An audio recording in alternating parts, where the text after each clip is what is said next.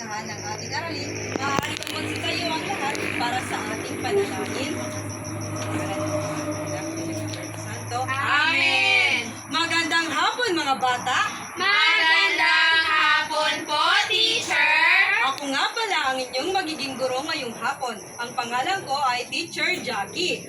Ngayon, maaari bang pulutin ninyo ang mga basura sa ilalim ng inyong mga upuan at itapon ito sa tamang basurahan? Tapos na po, teacher! Pakiayos ang inyong mga upuan at maaari na kayong magsiupo.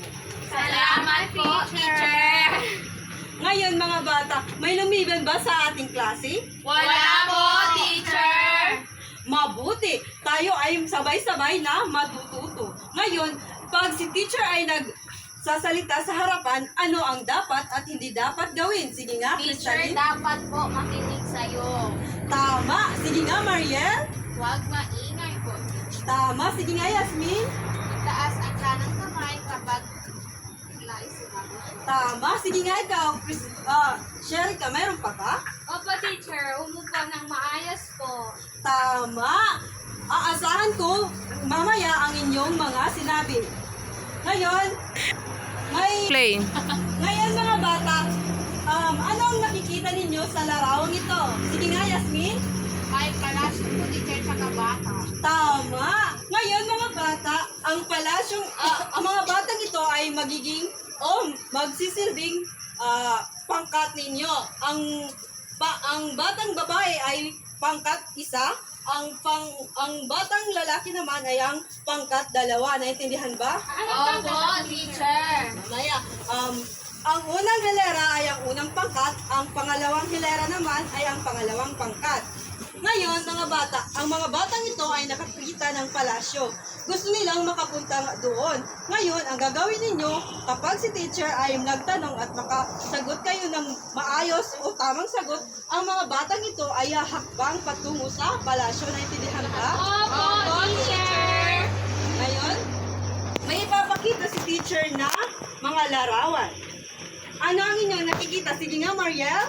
Teacher, siya po ay si Darna. Tama, si Darna. Saan mo si Darna nakikita? Sige nga, Sa TV, teacher. TV. Tama. Si Darna ba ay totoo o hindi? Hindi po. Sige nga, sino nga? Si Darna po. Sige na, Mariel. Si Darna po ay hindi totoo. Totoo po, teacher. Totoo ba? Opo, si Marian Rivera. Oo, totoo si Marian Rivera ang gumanap kay Darna. Ngayon, isa pang pangalawang larawan. Kilala niyo ba siya? Teacher! Kilala siya rin ka? Siya si Manny Pacquiao, teacher. Tama. Totoo ba si Manny Pacquiao? Yes, teacher!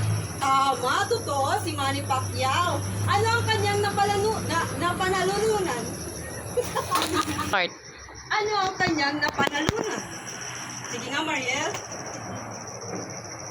Teacher, pera po dahil sa pagbaboxing. Tama. Maganda at na sagutan ninyo ang ating mga katanungan. Ngayon mga bata, magkakaroon tayo ng pangkatang gawain. Nais ni teacher na kayo ay magpartisipa sa ating pangkatang gawain. Para sa unang pangkat at pangalawang pangkat. Maaari na kayong gumawa ng pabilog at umpisahan ang iyong kasagutan. Okay po, teacher.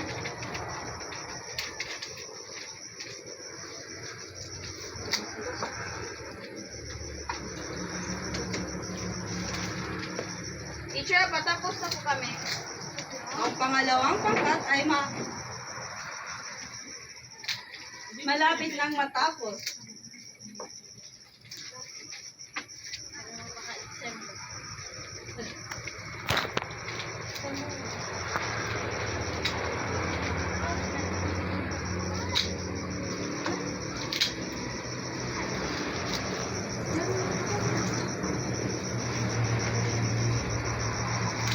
Teacher, tapos na po kami.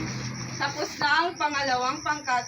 Maaari nyo bang ipasakir ang inyong mga kasagutan dito?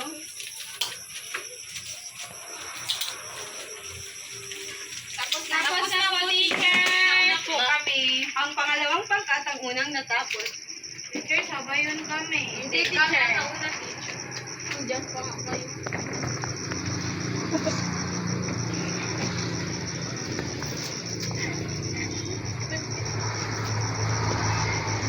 Base sa ating pangkatang gawain, ano kaya ang ating magiging aralin ngayon? Sige nga, Mariel. Sa tingin ko po, teacher, tungkol sa mga katang-isip at di katang-isip. Tama. Ngunit, sino ang makapagbibigay ng kahulugan ng katang-isip at di katang-isip at ano ang kanilang pagkakaiba? Teacher! Sige nga, Sharika.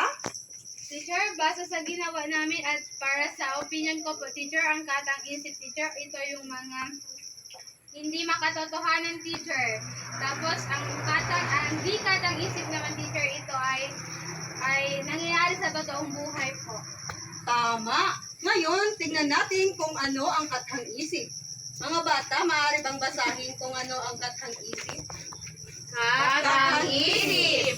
Ang mga pangyayari o sitwasyon dito ay hindi kapanipaniwala o imposibleng mangyari sa tunay na buhay. Ngayon, tingnan natin ang inyong mga kasagutan. Sa karakter ni Cinderella, tama ba ang kanilang sagot? Dito sa... Tama, teacher. Hindi po totoo Cinderella. Tama. Si Iron Man. Katang-isip po, teacher. Tama. Correct po kami. Si Elsa. Katang-isip po, teacher. Tama. Si Batman. Katang-isip po, teacher. Tama.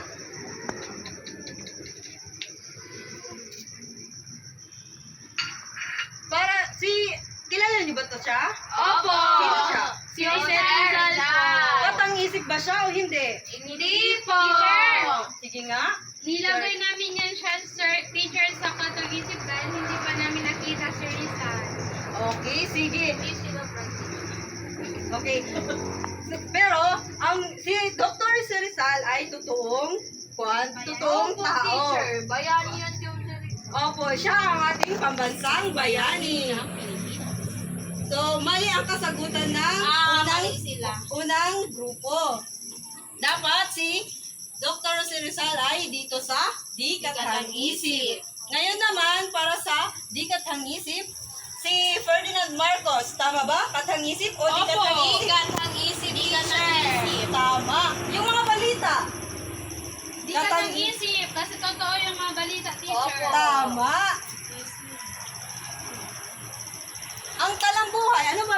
Alam niyo ba ang talambuhay? Opo. Katang-isip o di katang-isip? Di katang-isip. Tama. Ang nobela, katang-isip o di katang-isip? Di katang-isip. Tignan nga natin kung totoo nga ba ang di katang-isip ang mga nobela. Basahin nga natin. Di katang-isip. Ang mga pangyayaring nakalahad ay maaaring mangyari sa tunay na buhay. So sa tingin ninyo, ang nobela, katang-isip o di katang-isip? Di ka nang isip. Di katang-isip, teacher. Ang katang-isip para, teacher. Tama, katang-isip kasi ang mga nangyayari sa nobela ay katang-isip ng manunulat. Naintindihan ba mga bata? Opo, teacher. Yung pelikula, Di katang-isip, teacher. paano mo nasabi? Kasi ang sinabi dito, ang katang-isip ay nakalahad na maaaring mangyari sa tunay na buhay. Ang mga pelikula ba ay nangyayari talaga sa totoong buhay? Hindi po. Tama. May So, gumaganap ang lang. pelikula ay dito siya sa katang-isip. Katang-isip. Maliwanag ba mga bata? Opo. Teacher, tama kami, teacher. Kami yung teacher sa amin yan. Tama dito. Ngayon mga bata, para mas maintindihan natin ang ating aralin, may kwento akong ipapabasa. Opo. Sino ang gustong magbasa ng Si kwento? Marshall daw po, teacher. Sige nga, Mariel. Basahin mo nga ang buong kwento. Kwento ng magkapitbahay na kalabaw at kambing. Magkapitbahay ang kalabaw at ang kambing. Isang umaga ay nagpunta sa kapitbahay ang kambing. Ako ay nagugutom. Tayo na sa kabila ng ilog. Maraming bunga ng mais. Kumain ka ng kumain ng sariwang damo. Kakain naman ako ng kakain ng mga murang mais. Ang sabi ng kambing sa kalabaw. Oo, tayo na. Ang sabi ng kalabaw. Pero hindi ako marunong lumangoy. Dalhin mo ako sa likod mo. Ang wika ng kambing. Sumakay nga ang kambing sa kalabaw. Ito naman ay lumangoy sa ilog hanggang sa kabilang ibay. Kumain sila ng kumain doon. Mabilis kumain ang kambing. Ang kalabaw naman ay hindi pa nabubusog.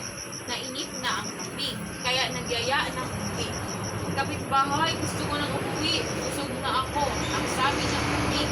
Mabuti ka pa, busog na, ang sagot ng kalabaw. Maghintay ka na muna, nayamot na ang kambing. Iniisip kung paano niya mapatitigil sa pagkain ng kalabaw. Mayroon siyang naisip.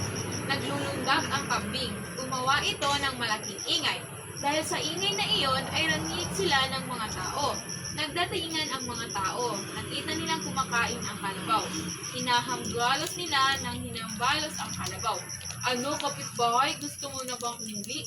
Ang tanong ng kambing sa kalabaw. Oo, tayo na nga. Sige, lundag na sa likod ko. Ang sabi ng kalabaw. At lumakad ng papunta sa ilog. Nang sila ay nasa gitna na ng ilog, huminto ang kalabaw. Tinanong niya kung bakit nag-ingay ang kambing. Ewan ko nga ba, tuwing ako ay mabubusog ay gawin ko na ang kumanta at magsayaw, ang sagot ng kambing. Lumakad na rin sa tubig ang kalabaw. Walang ano-ano ay narating nila ang malalim na bahaging ilog. Muling huminto ang kalabaw. O bakit ka huminto? Ang tanong ng kambing. Alam mo, kapag ako'y nasa tubig, ay syempre gusto kong bumulong-gulong sa tubig. Ang sabi ng kalabaw.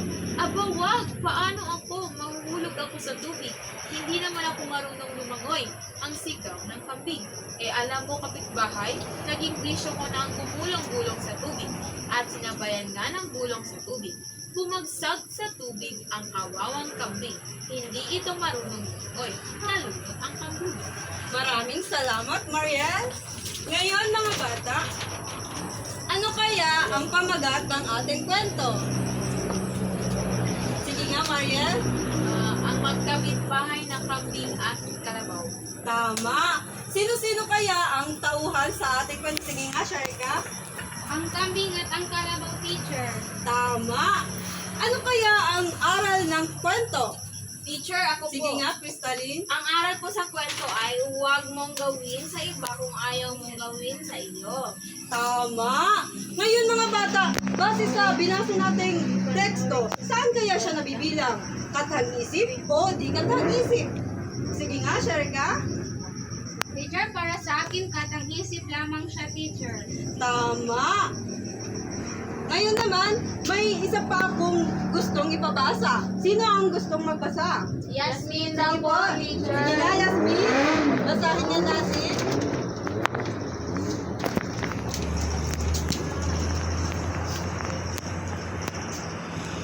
Pagbibigay ng bakuna kontra COVID-19 dapat gawing maayos at patas. Palapit na ng palapit ang pagkakaroon ng bakuna laban sa COVID-19. Kaugnay nito, nagsimula na rin ang panawagan sa mga maglatag na ng maayos at patas na sistema para sa pagbibigay ng nasabing bakuna. Matatandaan lagi sinasabi ni Pangulong Rodrigo Duterte na uunahin bigyan ng bakuna ang mga mahihirap. Ang tanong mangyayari kaya ito. Sana itiyakin ng mga otoridad na magkaroon ng access ang mga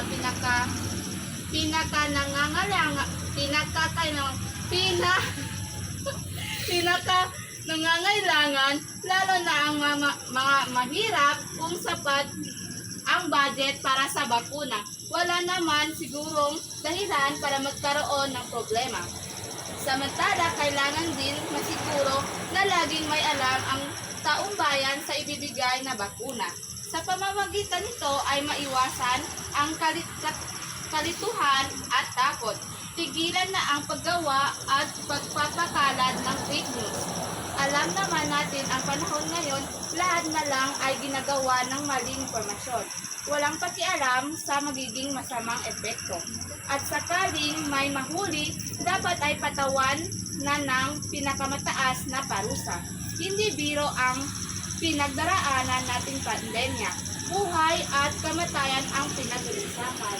Maraming salamat, Jasmine. Sa tingin niyo mga bata, saan kaya ito kinuha? Saan testo kaya ito siya kinuha? Sa palagay ko po, Mario. Tama, sa dyaryo. Nakakita na ba kayo ng dyaryo mga bata? Opo, teacher! Meron Sino kami kaya? sa bahay. Oh, sino kaya kadalasang nagbabasa nito? Papa, ay wala pa akong papa, teacher. Tama. Okay. Ang tekstong ito, saan kaya siya nabibilang? Sa katang-isip o di katang-isip? Kaya, Mariel? Sa di katang isip ko. Tama, sa di katang-isip. Bakit? Bakit kaya siya nabibilang sa di katang-isip? Sige nga, share ka. Dahil teacher, ito ay balita, teacher. Totoo siya. Okay, tama, totoo. Totoo, galing sa balita. Ngayon mga bata, bakit kaya mahalagang matutunan natin ang pagkakaiba ng katang-isip at di katang-isip? Sige nga, share ka. Teacher, para malaman natin, teacher, kung saan tayo maniwala at saan naman tayo hindi dapat maniwala. Tama, magaling. Share ka. Sige nga, Marian, meron ka pa bang ibang sagot? Para malaman din po natin, teacher, kung alin ang totoo sa hindi. Tama, magaling, Marian. Ngayon, lubos na ninyong naintindihan ang ating talakayan. Ngayon, makakaroon tayo ng pagtatantawan.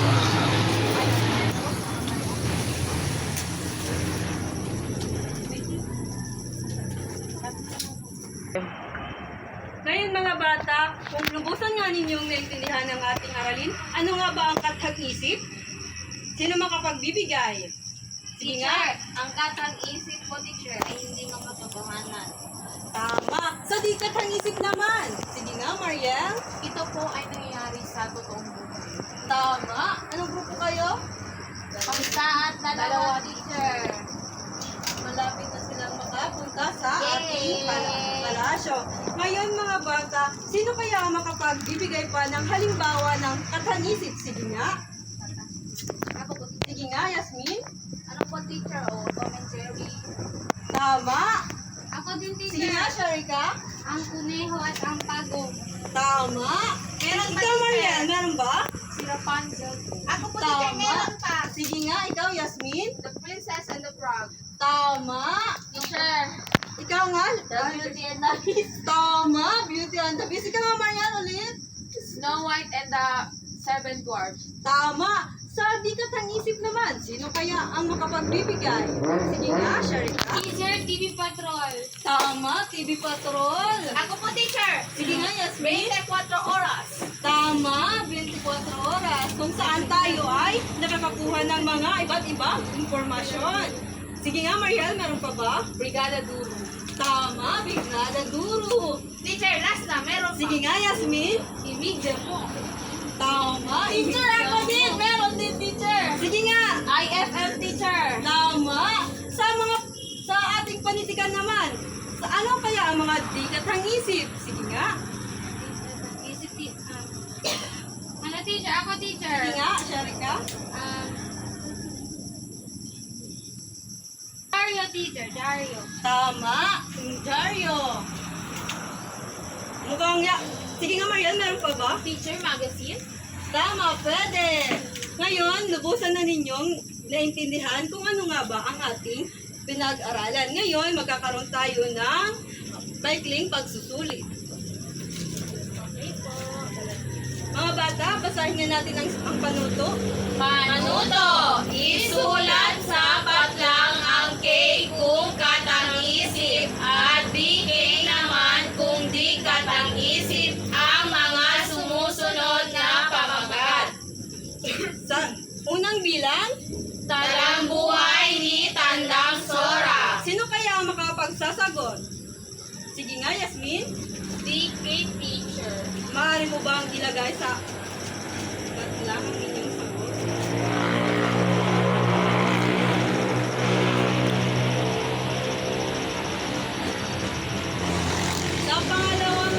Sa pangalawa naman,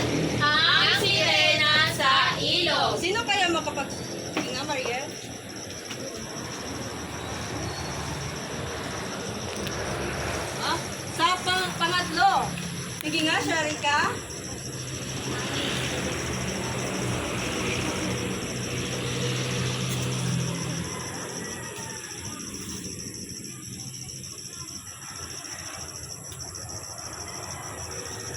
DK. Sa pang-apat naman. Sige nga, Sharika. Ako po, teacher. Tapos ako ulit, teacher. Ako na, teacher. Ikaw na lang lahat. Ikaw, Yasmin. Palagi na lang si Yasmin, teacher. Uy, dalawang beses. Ngayon, tingnan natin kung tama ba ang inyong maging kasagutan. Talambuhay ni Tandang Sora. Katang isip o di katang isip? Di katang isip. Tama. Yes. Ang pangalawa. Ang sirena sa ilog. Katang isip. Katang isip lang po kasi hindi po Tama. totoo. Tama. Pangatlo naman. Hangin, tubig na may lason. Editorial. Di katang isip, teacher. Tama. Sa pang-apat naman. Mulawin. Katang isip Katang po. Tama. Aking kalaarawan. DK po. Tama. Ngayon naman, para sa ating pangalawang pagsusulit, maaari bang kumuha kayo ng isang buong papel para at isulat ang mga sumusunod. Basahin mga bata ang panuto. Lagyan ng check ang sumusunod na pamagat. Kung katang isip at X naman kung di katang isip. Tapos na ba mga bata? Oo, teacher! Tapos na po! Para sa ating takdang aralin, basahin nga mga bata ang Panuto! Gamit ang telebisyon o iba pang kagamitan, sumulat ng 5 pamagat ng balita na inyong makikita habang kayo ay nanonood. Isulat ito sa inyong kwaderno. Tapos na ba mga bata? Opo! Ngayon mga bata, suriin natin kung sino nga ba ang unang nakahakbang patungo sa palasyo. Magbilang unang pangkat. 1, 2, 3, 4, 5, 6, 7, 8. 8. Pangalawang pangkat naman. 1, 2, 3, 4, 5, 6, 7, 8. Pareho kayong nakahakbang ng 8 hakbang. Kaya pareho kayong nagwagi. Yay! Mga bata, maaari bang tumayo para sa ating pangwakas na panalangin? Amen. Paalam na ho